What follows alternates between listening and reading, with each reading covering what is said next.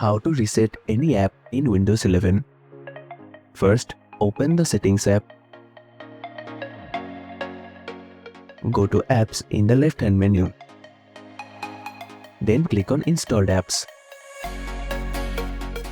Scroll through the list or use the search bar to find the app you want to reset.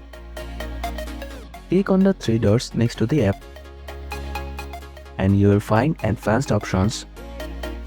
Some built-in apps may not have advanced options.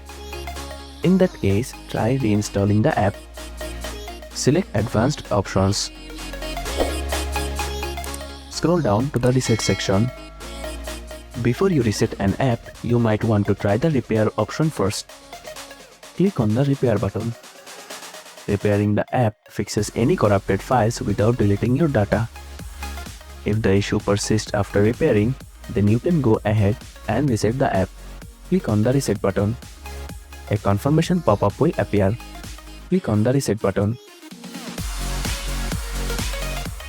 And that's how you can reset any app in Windows 11.